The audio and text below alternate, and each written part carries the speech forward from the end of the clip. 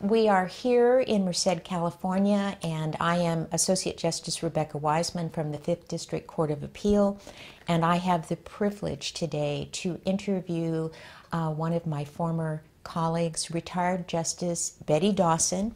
This is part of the Appellate Legacy Project, where we are obtaining an oral history from Justice Dawson and capture her many interesting stories and life experiences for future generations. Justice Dawson, let's start with the beginning. You were born in Minnesota, and you moved to California as a child. What brought your family from Minnesota to California? Well, okay. The reason that my parents moved us, and I think I was 2 or 3 when we did this. The reason my parents moved us, I think, was for economic opportunity. My father was a truck driver in Minnesota, and he and my mother operated a gas station for a while, and I think they just felt that there would be greater opportunities in the West, and it was the thing to do then, to move west. My mother didn't much like my father's family, I think, and so she was perfectly happy to do that. And the way we got here was in a trailer. They pulled a 16-foot trailer house, the back of a kind of an old clunk car, I think, over Pikes Peak, and ended up in Los Angeles. Okay. Well, tell us a little bit about your parents, what they did, what their interests were. My mother came from a socioeconomic background that was a little more elevated than my father's background. Her father did own land and grew corn and I'm assuming then soybeans, which is what they grow in Minnesota now. He was also local fireman and drove the school bus and did that sort of thing. That was my grandfather. My father's family I don't really know a lot about. My mother worked off and on until we settled in California, at which point she began to work all the time. Right. Now you have a sibling. I do, my brother. His name is Robert Dawson. I use my maiden name, though I am married and have been married for this year 40 years. But my brother is Robert Dawson. He is one of the loves of my life. He's 72 years old now. Worked for the San Francisco City College District for many years as an English teacher, mostly English as a second language. And he also is a poet and a musician. And what sort of music is he interested in? Well, he is quite an accomplished early music performer. The wind instruments, I'm not sure whether that's the right term for medieval and Renaissance instruments, but he plays the crumhorn and which I think is the precursor of the modern trombone. And you have a son who plays the trombone beautifully, I know that. Right. And my brother accompanied me to Chicago to hear your son's performance. And I treasure your friendship very much. Thank you. And now, you had an interesting family life. What sort of things did you do with your family that helped shape who you are today? We talked about this earlier, and I have to say, my parents did not have the best of relationships. They had much strife in their marriage over the years. So some of my childhood experiences are perhaps not particularly pleasant. But what I do remember as being positive is travel. We drove for several years running at Christmas back to Minnesota to see my to see my grandparents and my mother's family, never my father's family. But those are pleasant experiences, the family in the car driving across country. We also camped a lot, car camping. I spent most of my childhood in Santa Rosa, which is Sonoma County. And there are these beautiful lakes in that area. Lake Berryessa, Lake Mendocino. Lake County is just above Sonoma County. We did a lot of car camping. My father fished. My mother cooked the fish. And those are really pleasant experiences. And I think the way they've affected me is to make me a real a person who enjoys the out of doors. I live outside. If I can be outside, that's where I am. You could hold court outside, you would hold court outside. You know, I think I did that once in the Superior Court in Merced when our air conditioning went out. And it was in the middle of summer and it was cooler outside than it was inside. So that's where we went. What was it like growing up in Santa Rosa? Santa Rosa, when I was there, was a small town. Now it's quite a chic place to live. It's part of the Bay Area. Then it was a very small town, 30,000 people. But there had been, I think Sonoma County always had a moneyed class. There were beautiful old Victorian homes and the remnants of, well, there was a gorgeous courthouse. Unfortunately, it was torn down. It would be one of the courthouses. These days, it would, I'm sure, be preserved and be one of those courthouses that the AOC and Judicial Council have published photographs of and written histories about. What about your studies? Were you a good student? No. My brother, who I mentioned earlier, was a brilliant guy, infamous around town. He ended up going to Harvard on a scholarship. He was really quite an extraordinary student.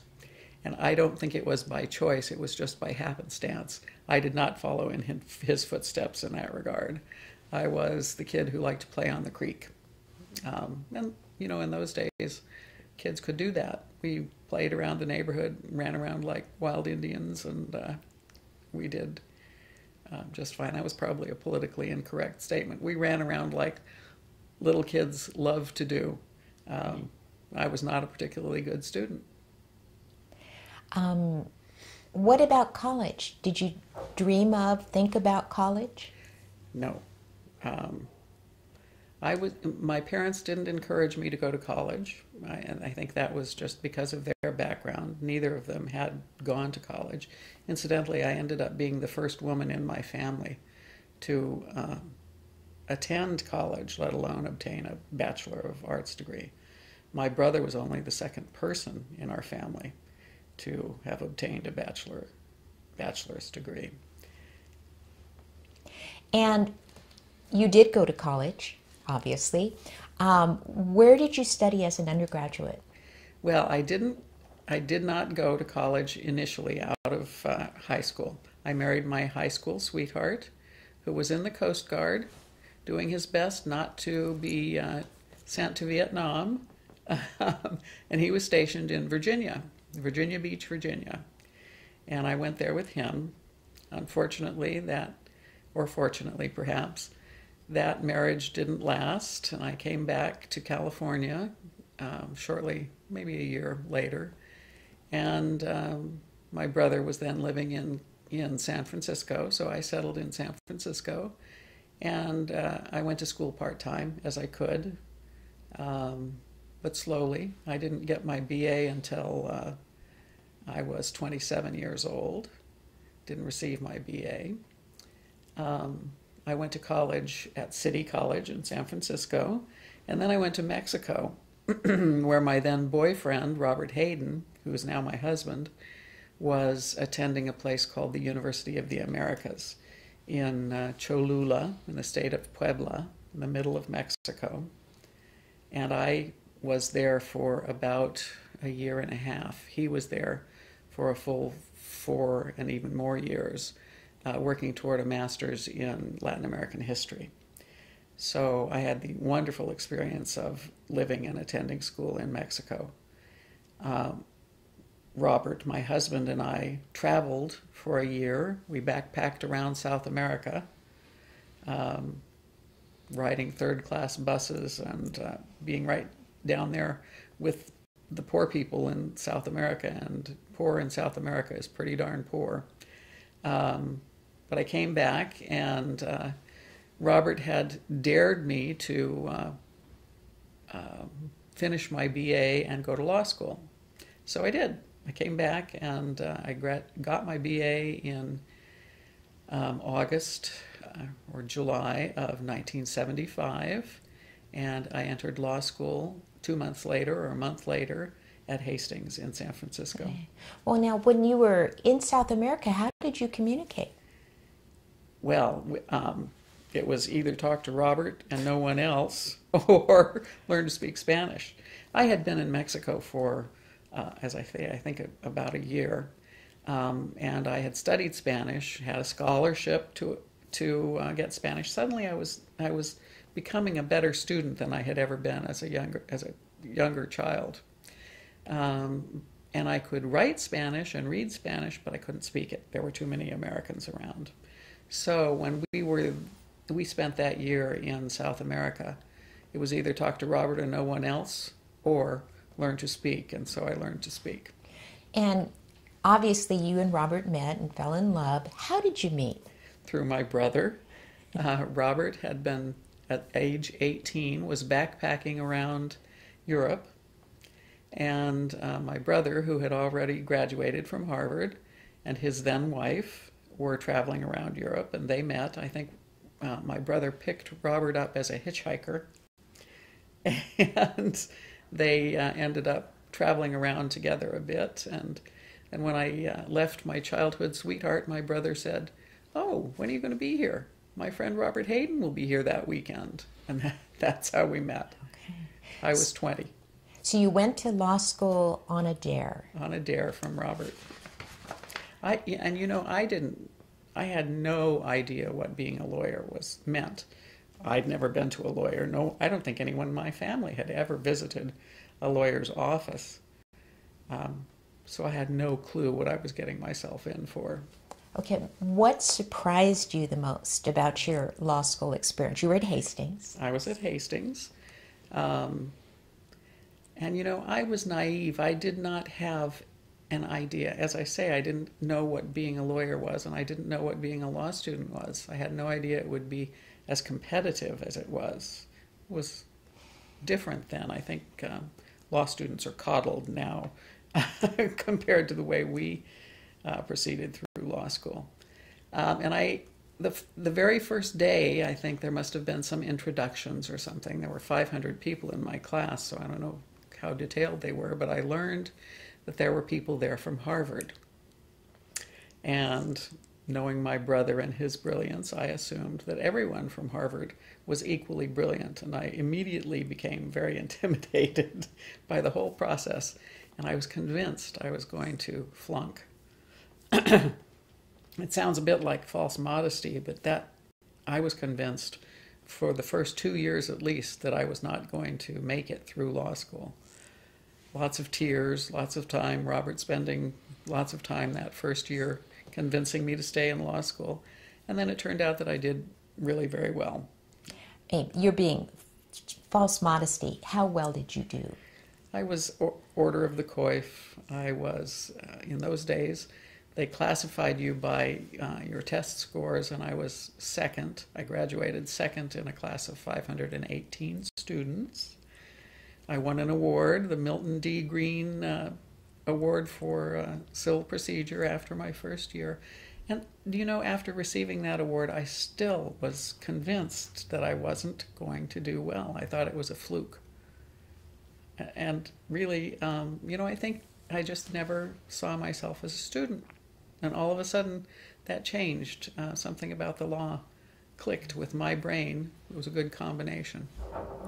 Now, you were an extern at the California Supreme Court, and you were there during a very interesting time in California's legal history. Tell us about it. Yes, I was an extern after my second year at Hastings at the California Supreme Court, and I worked for Justice Stanley Mosk, Associate Justice Stanley Mosk, who was a wonderful wonderful person. I'm sure he's thought of by most legal scholars and practitioners as having been one of the greatest of the members of the Supreme Court. It was wonderful to work for him. The timing was interesting because that summer was, I think in May probably, the then Governor Jerry Brown was called upon to appoint someone to be Chief Justice of the state of California. And everyone thought it would be Stanley Mosk. I would remember being excited that I was not only going to be working at the Supreme Court, but I would be working in the Chief Justice's chambers. Well, in fact, the governor didn't appoint Stanley Mosk, but instead appointed Rose Bird, a person who was certainly less experienced than Justice Mosk, but also a person who just hadn't been on anyone's, at least not publicly had she been on anyone's radar. And so Justice Mosk, of course, I'm sure was very disappointed, though he didn't let that show. His staff was extremely disappointed and did let it show. What do you remember about the time that Chief Justice Bird was there? Did some of that overlap with the time that you were there? Yes, I was there for her, basically for her first 3 months in office. And what I remember kind of resulted in me not being surprised when she was not retained in an election a few years later. I think she served fewer than 10 years. I believe she was, I think the retention election at which she was not retained occurred sometime in the early 80s. But she was her own worst enemy in a lot of ways, and I think people who knew her would agree with that. She had a central staff. The Chief Justice has a staff of, at that time there were several lawyers, I think probably 15 or so, professionals who'd been there. Many of them had been there for decades. Interestingly, a lot of them were women who had been unable to obtain jobs with firms and ended up being research attorneys. But that's another story. In any event, Justice Bird, pardon me. I'm going to pause the tape. Now we're recording again. You mentioned Rose Bird, Chief Justice Bird, and her experience with central staff. What was that about? Well, I don't understand why she did this, but she did not introduce herself to any member of her central staff for the first 3 months she was there at the court. She brought in someone who became the head attorney at the central staff, and she brought in her own personal staff.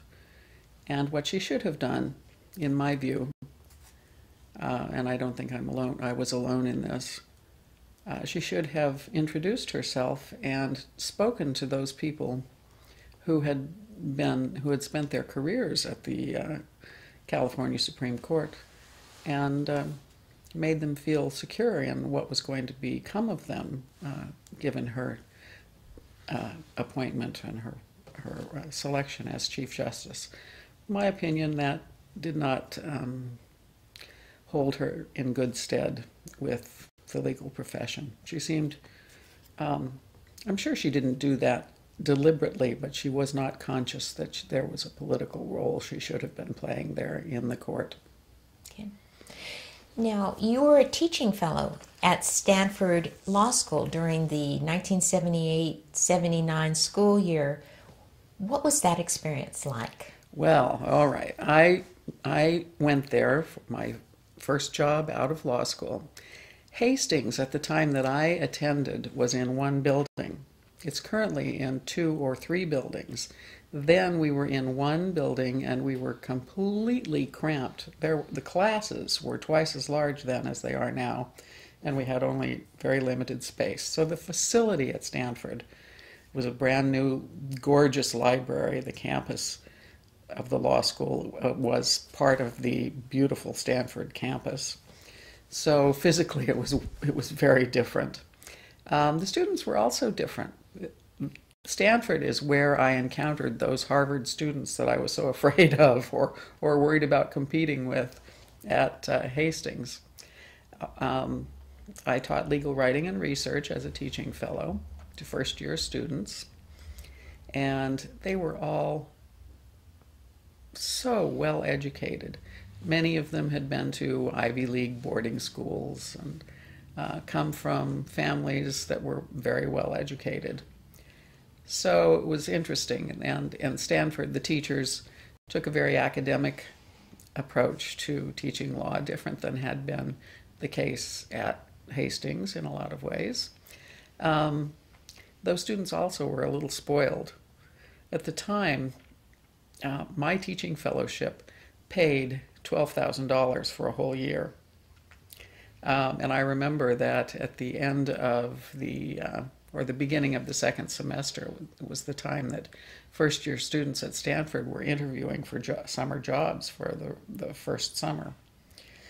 And one of my students came to my office in tears, literally in tears, asking for advice about what I thought he should do.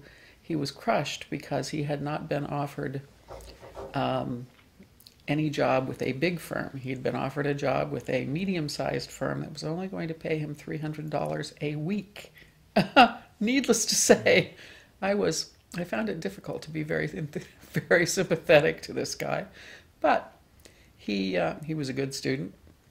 Incidentally, he became later city attorney of one of the larger cities in California, so he did just fine.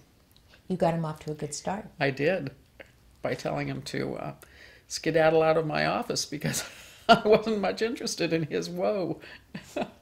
Now, you also worked at the First District Court of Yes. Appeal. Tell us about your position, who you worked with, and how that may have impacted your future career choices.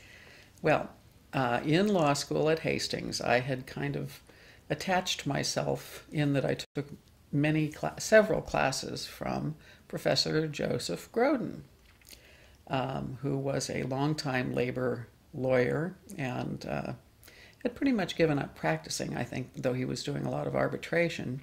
He was the employment law or labor law instructor at Hastings, and I consider that he was probably my mentor in law school.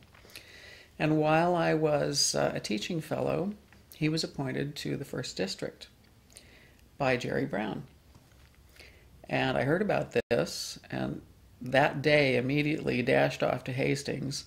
Couldn't find him, couldn't get an answer on the telephone, so I stuck a note under his office door saying something like, if you haven't hired a research attorney yet, or a clerk, I believe I called it, if you haven't hired a clerk yet, will you consider me? And he called me that night. I didn't have to go through any long interview process. He knew my work pretty well and got the job. So right after I finished the teaching fellowship, I started working for Joe Grodin, Justice Grodin, which I did for about a year and a half. He wanted to have he wanted a clerk rather than a professional research attorney, which was what about half of the justices had at that time. So I worked for him. He encouraged me when I decided that I really wanted to be follow in his footsteps and be an appellate justice. He encouraged me to aspire toward the judiciary, and he also encouraged me to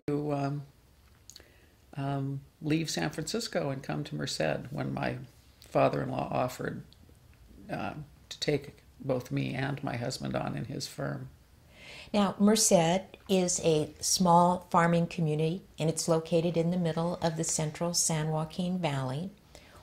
What was it like to come from San Francisco to Merced to practice with your father-in-law? Well, when my father-in-law, Bob Hayden, had offered the opportunity for both myself and for my husband to do that, we should come and work for him. He'd suggested that it would be genteel poverty here in the Central Valley, which is what it turned out to be. He had a very small low-key practice. He literally sometimes took farm animals in exchange for legal services. But it was also a wonderful place to practice law. There were and still are some very, very competent attorneys practicing here. Despite the fact that it's a small town, it has a good legal community. Excuse me. And so, what was it like? I was pregnant when we first arrived here and had 2 babies within the first 2 years of practicing here. So I was mostly practicing part-time. Robert, my husband, was working very hard to develop the practice into something a little bit more lucrative than had been the practice that my father-in-law had. It was a great place to practice. Well, very early in your career, you worked on several capital murder cases. Now, you're young, you have 2 children, 2 babies. How did this come about? Well, let's see. While I was during those first 2 years, I took not several, but a few appointments from the Court of Appeal, 5th District, to represent indigent criminal defendants. And the 5th District had included me on a list of attorneys they sent to the California Supreme Court, a list of attorneys they recommended to be appointed to do work in the Supreme Court. I was on the list. And then I heard that what the Supreme Court was really looking for was attorneys to represent people who had been convicted of capital murder and sentenced to death, condemned men. There were only men at that time, I think. And in my naivete, I thought, well, I can handle that. The pay was a little better than the 5th District, and so I contacted my former boss, Joe Groden, Associate Justice Joe Groden, who then, by that time, had been elevated to the California Supreme Court. And he gave me a recommendation, and naturally, with his recommendation, I was offered a case.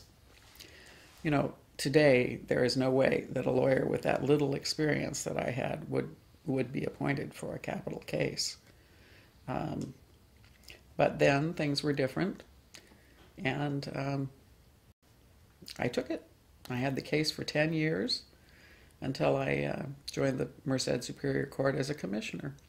And that case kind of led to me being appointed, always appointed, in other murder cases, 2 capital murder cases at the trial level, which I did with my father-in-law. And I'm not sure that the judges who appointed us knew how much the case would depend on my work. My father-in-law was getting old, and so those cases really ended up, to a large extent, being my responsibility.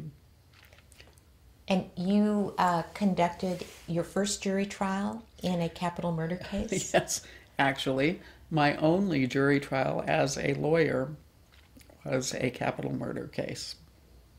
Okay. And we won the case, to my mind, before trial started, because we convinced the district attorney not to seek the death penalty. And that district attorney was Frank Doherty, who later became important in that he gave me my first job on the Superior Court as a referee. Well, let's talk a little bit about that first judicial position. First of all, tell us what you did as a referee, and also tell us a little bit about going through the judicial application process. Well, let's see. It was a process that went on and on. Actually, I had, I knew I wanted to be an appellate justice someday. So I had applied for some commissioner positions, one with the juvenile court here in Merced. the judge who made that decision told me that I wasn't going to get the job because I had children at home to take care of. And despite that discouragement, I applied for several, actually 3 federal magistrate jobs. I almost got the job as magistrate in Yosemite, except I was on the final 5 interviewed. What I didn't know was that the person who ended up getting the job probably had it all along, and justifiably so. It was Hollis Best, a very, very accomplished jurist and previously a very accomplished lawyer. He got the job, but I was close. I was disappointed. Then, eventually, the traffic referee in Merced, who was not a lawyer, he was a former justice of the peace who had been kind of grandfathered into this position, became ill. And they needed a traffic referee right away. And Frank Doherty called me up and said, "Can you do this?" And I did.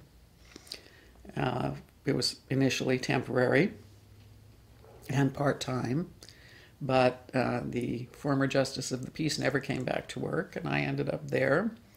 After a couple of years, my title was changed to commissioner, and I served as a subordinate judicial officer for 8 years. Now, you didn't spend that entire time in traffic.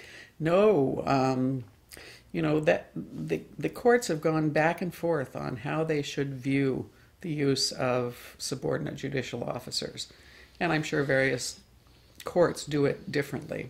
In Merced, largely at the lead of Frank Doherty, I was used, and there was another commissioner also.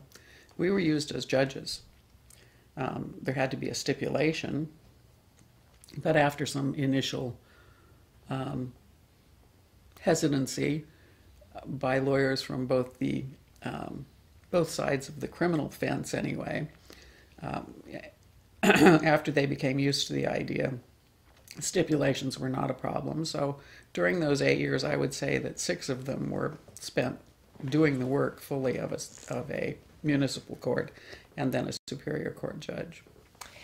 What was your next judicial position after the commissioner position? In 2000, Gray Davis appointed me to the Superior Court.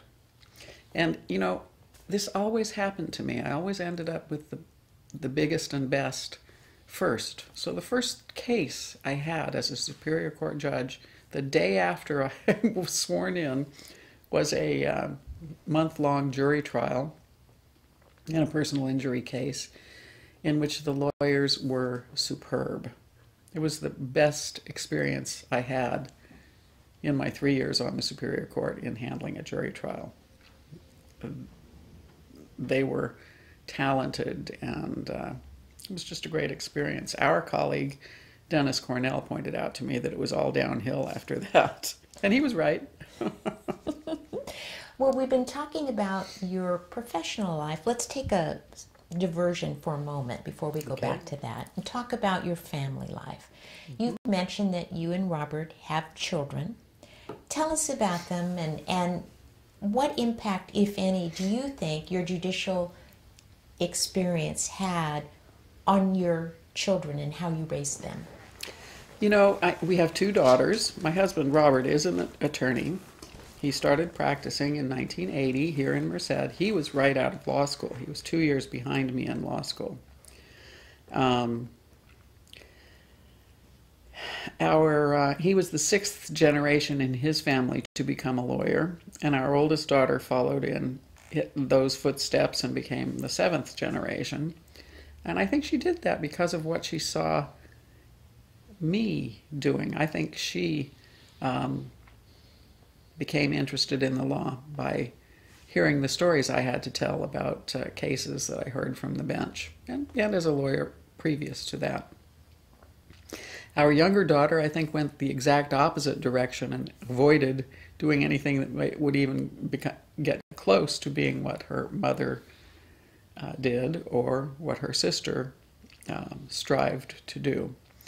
The thing about being on the bench, and I'm sure, Justice Wiseman, you remember this from your years, you see, particularly in municipal court work, you see a lot of people, and this would be misdemeanor work now, you see a lot of people who are there in the system, caught in the system, just because they didn't take care of business.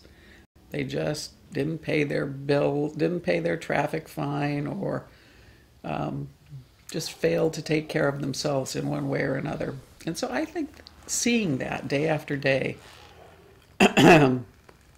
made it tough for my kids. I think I was pretty hard on them because of seeing what would happen if they didn't learn to take care of business. And what is the interest of your younger daughter? She's an artist. She's a ceramic artist, just finished her Master's of Fine Arts at a very famous school for ceramists, and she's, I hope, going to be successful in her endeavor. Yeah. What about mentors? I think Justice Grodin would probably come to mind. Any other mentors? Well, Frank Doherty was certainly important in my career. He, he and I knew each other because of the capital murder case that I tried. He was the district attorney in that case, whom my father-in-law and I convinced not to seek the death penalty at the last minute. And apparently he'd been sufficiently impressed with my work to believe that I would be a good addition to the court. So he gave me the first job, and then he encouraged me, and he encouraged acceptance by the legal community because of the need for stipulations. He had to do that, and he used my services as basically a full judge. So that really was a good thing. Right now, when did you decide to put a pen to paper and actually apply for a position as an appellate court justice on the 5th District Court of Appeal? Well, an opening happened, and it had been vacant for over a year, an opening on the 5th. And I'd only been on the Superior Court for 3 years, or fewer than 3 years at that time. But I decided to go ahead and do it. I had great credentials for the appellate court. I'd been an appellate lawyer. I'd handled complex appeals. I'd been a research attorney. So I just threw my hat in the ring. And it wasn't easy, incidentally. How did you approach the application process? Well, I filed my application, which takes forever. Anyone who does that knows that's an arduous process. I also sought help from a local politician, Dennis Cardoza, who was then an assemblyman and later became a member of the House of Representatives. And I approached the community of women lawyers in this area. Fresno County Women Lawyers Association was very helpful. The California Women Lawyers Association has a process by which they vet female applicants. I sought their help. I think I sought your help, and you gave me a letter of recommendation.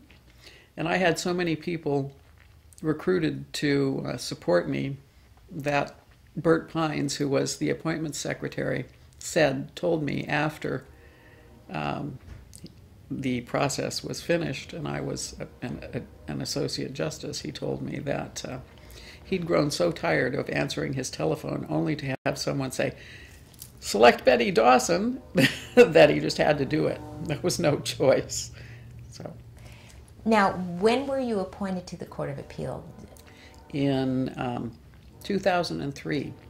And this was just before Gray Davis was subjected to the election, and I don't recall now what they call the election, when he was... The recall? The recall election. I was not a election appointment. In other words, he selected me before the recall election occurred. There were a few people he were appointed by Gray Davis between the time he lost the recall election and the end of the year when he actually left office.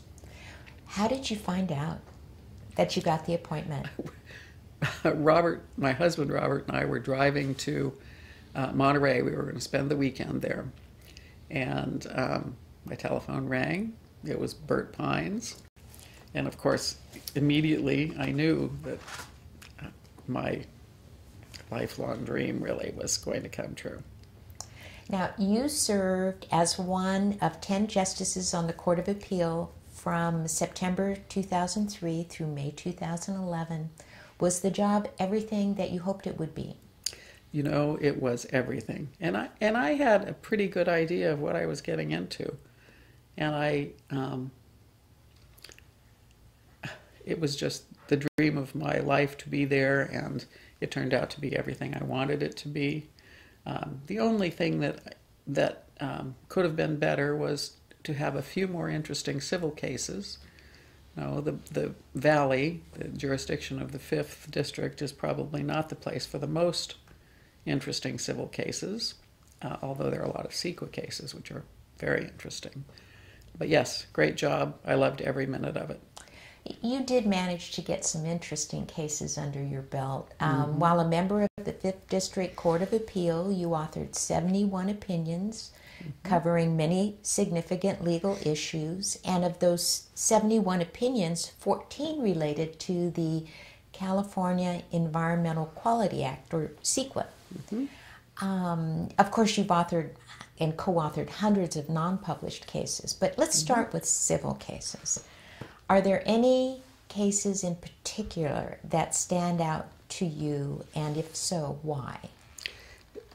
What really stands out to me is that because of the number of CEQA cases that I was assigned to handle, I really had the opportunity to have an impact on the law, to help develop CEQA law. I had some individually very interesting cases. One involved the question of historicity and what the standard of review would be for that. Another involved in lieu of, let's see, how can I explain this? The fees that are imposed by most communities in California for on developers for the construction of, or the substitution of a fee for the construction of low-income housing.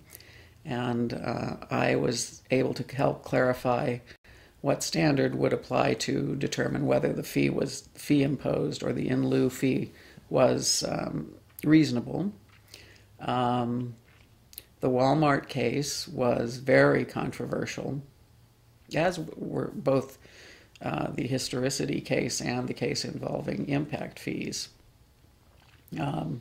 Walmart case ended up going to the Supreme Court. Well, it didn't. I was affirmed, and there were many CEQA issues in that case, but the important part of the case turned out to be the question whether communities can act in a way that impacts economic competition in order to preserve the community in the way in which the decision makers there feel is appropriate, to avoid blight. The Walmart case that I worked on involved the question whether big box stores could include grocery stores, grocery departments, big box stores of a certain size. And the city council had enacted an ordinance saying that there were limits in that regard. And what they didn't want was competition with smaller grocery stores that served as the magnets for the magnet stores in smaller shopping centers. They were kind of using the village concept of city planning, and their approach was to protect those smaller grocery stores. And I said that that was a valid exercise of the police power. The Supreme Court later granted review, not in my case, not in the Walmart case. They denied review there, but they granted review in a case stemming from the Fifth. A colleague of ours wrote an opinion, which it was decided on equal protection grounds, actually, but the Supreme Court took it over and it went even further and said, more straightforwardly perhaps than I had done, that economic competition could be subjected to the police power in order to promote land planning, good city planning objectives. Good. Now, what about criminal cases? Are there any cases in the criminal context that stand out to you, and if so, why? You know, it's such a large percentage of our caseload in the Fifth, and I'm sure statewide it's a very large percentage of all courts of appeals caseload. But in the Fifth District, we not only get the general load of criminal conviction cases, we also get the prisoner petitions, because there are so many prisons in the Central Valley. And so two cases that I handled stick out in my mind, and those both involved the validation of prisoners as members of prison gangs. One of them, I used a standard analysis. There need be only what is called some evidence, which is really a very, can be a pretty small amount of evidence, some evidence to support a validation decision by the Department of Corrections is sufficient. I applied that standard and upheld a validation based on literature that was found in the prisoner's cell, and in addition, contact information relating to a senior member of a prison gang. I upheld that one. There was a lot of criticism of my opinion from the defense community, prison law office attorneys, I think, were critical of the opinion. Certainly in the prisoner newsletters, there was a lot of criticism. In the next case, there was less evidence. There were just some drawings photocopied essentially from the Easy Rider magazine, which is a magazine that's kind of ubiquitous in the prison system in California. And after a lengthy and detailed analysis, I held that that was not enough. The California Supreme Court granted review and reversed me in that regard.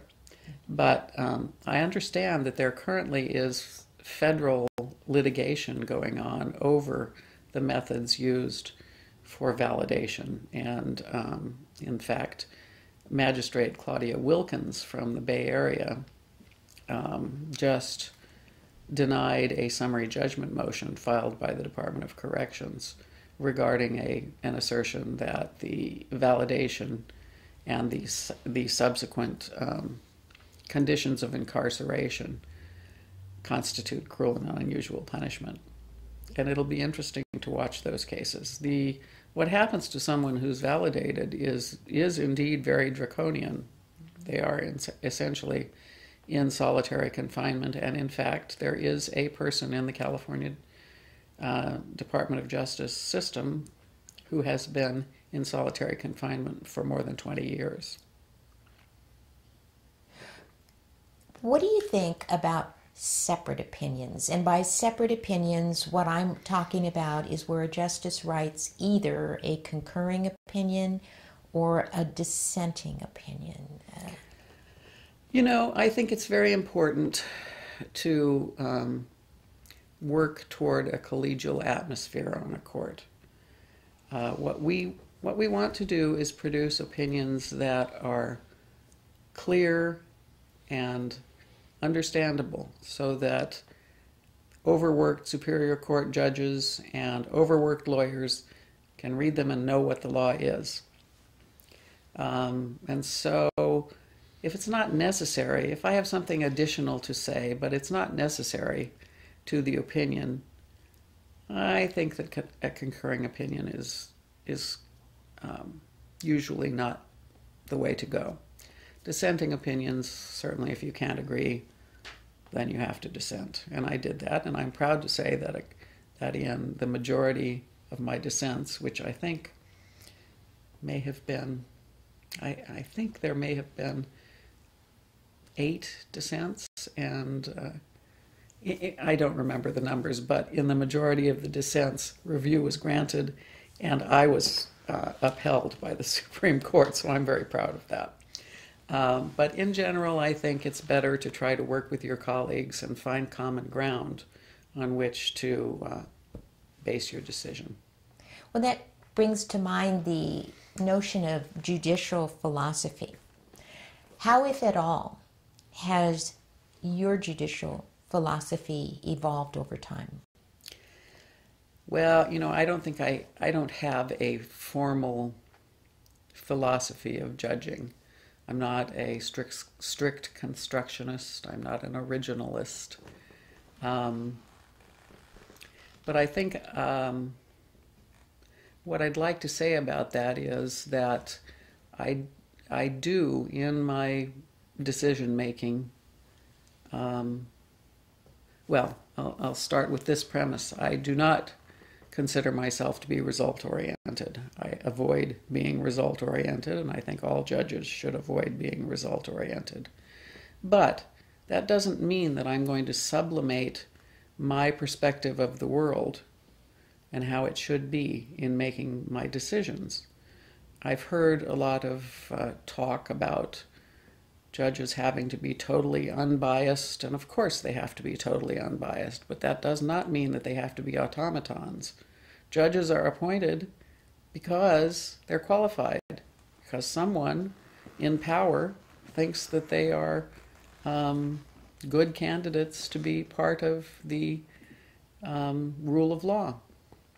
I think it's our job to let our view of the world dictate how we apply the law. I don't think the law is either black or white. I think most cases involve a judge's perspective. So maybe I'm an activist. That might be it. I guess you could call it that. Again, I want to distinguish being result-oriented from what I'm trying to describe. I think it's disingenuous, perhaps, to suggest that judges don't apply their perspective of the world in making their decisions. What challenges do you think the judicial system faces today? Money, money, and more money. It's just terrible what's happening with the lack of funding to the superior courts, the trial courts. They're so impacted. When I was there until 2003, we had certainly more money than they do now, and more funding, and it was still just a daily struggle to keep up with the caseload. And so I don't know how they're doing it now. What advice would you give to someone who came to you and was asking whether he or she should enter into a legal career as an attorney? Oh, I think it's the best. I think being a lawyer is the best thing in the world. Going to law school, you learn how to think, you learn how to write, you learn how to think critically.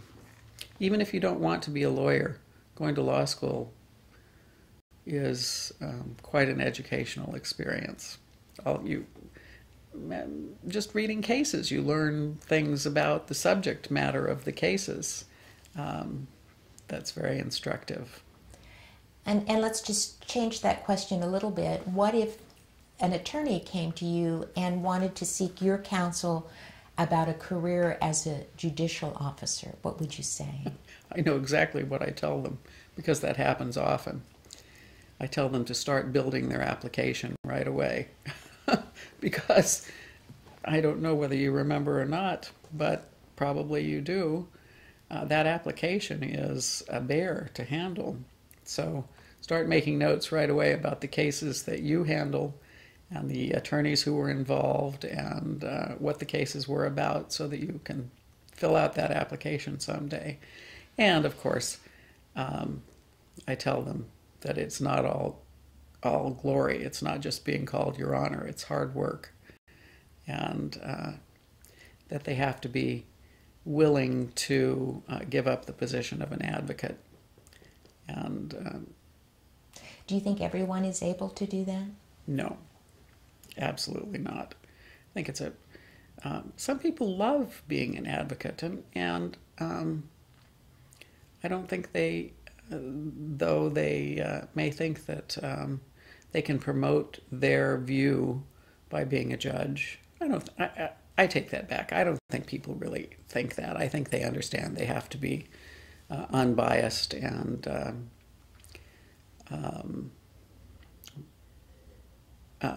unbiased. But they have to be patient also and polite. And some people just aren't qualified to do that job. If you had it to do all over again, could turn back the clock, is there anything that you would do differently?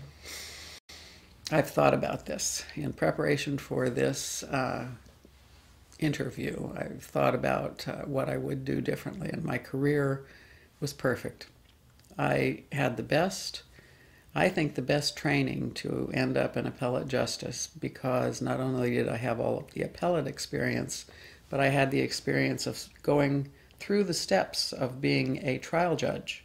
Started out as a traffic referee, moved on to misdemeanor cases, and all the way up to the Superior Court cases. And I was the presiding judge of the Superior Court. So I think all those things, I wouldn't change any part of the process. You asked earlier about concurring and dissenting opinions. I think the one thing that I might change is that I might use what was called in an opinion written in connection with Justice Anthony Klein's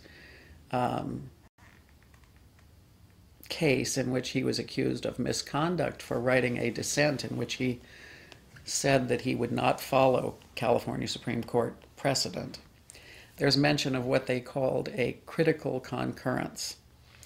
And I might be inclined to use such a vehicle on a very limited basis to register my disagreement with a particular aspect of the law. And I'm particularly thinking of one thing, and that's the three strikes law, which I felt critical of in many situations.